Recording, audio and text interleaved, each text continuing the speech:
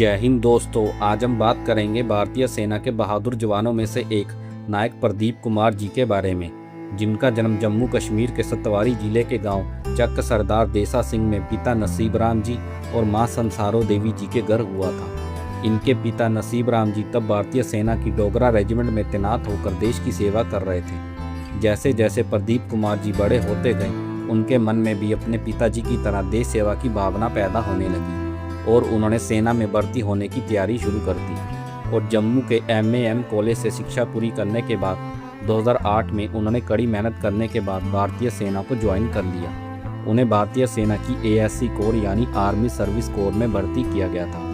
कर्नाटक के बेंगलुरु में स्थित ASC रेजिमेंटल सेंटर से कठिन ट्रेनिंग पूरी करने के बाद उन्होंने 524 ASC बटालियन में सिपाही पद से सेना में अपना सफ़र शुरू किया।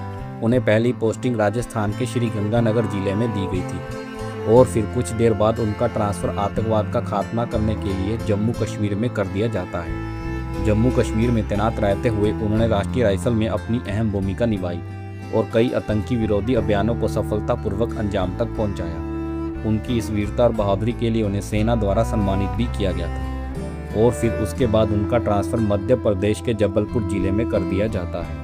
यहाँ भी तैनात रहते हुए उन्होंने अपनी ड्यूटी को पूरी ईमानदारी और बहादुरी से निभाया था और फिर यहाँ से उनका ट्रांसफ़र असम के गुवाहाटी जिले में कर दिया जाता है। असम में कुछ वर्ष सेवा देने के बाद उन्हें राजस्थान के जैसलमेर और फिर वहाँ से चंडीगढ़ तैनात कर दिया जाता है। बात है 2025 की, जब प्रदीप कुमार जी ने सेना में 17 वर्ष का कार्यकाल पूरा कर लिया था और अब वह सेना में नायक पद पर तैनात होकर अपनी जिम्मेदारियां संभाल रहे थे।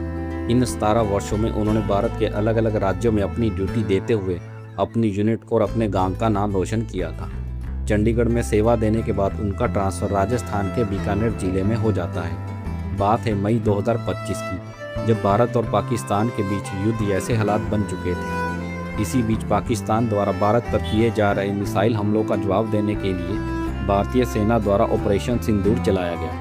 इस ऑपरेशन के दौरान नायक प्रदीप कुमार जी ने अपनी यूनिट के साथ मिलकर इस ऑपरेशन में हिस्सा लिया और उन्हें दी गई हर ड्यूटी को पूरी बहादुरी से निभाया। बात है 3 जनवरी 2026 की, जब नायक प्रदीप कुमार जी राजस्थान के बीकानेर जिले में तैनात थे और वह सुबह 3 से 5 बजे तक अपनी ड्यूटी पर तैनात थे। इसी दौरान ड्यूटी देते समय वह अचानक बेहोश होकर जमीन पर गिर गए। साथ ही जवान तुरंत उन्हें बीकानेर के 187 सेना अस्पताल ले गई, लेकिन डॉक्टरों की काफ़ी कोशिशों के बाद भी उन्हें बचाया नहीं जा सका और वह ब्रेन स्ट्रोक के कारण शहीद हो गए। 20 जनवरी 2026 को ही वह छुट्टी पर घर आने वाले थे और परिवार वाले उनके इंतज़ार में थे।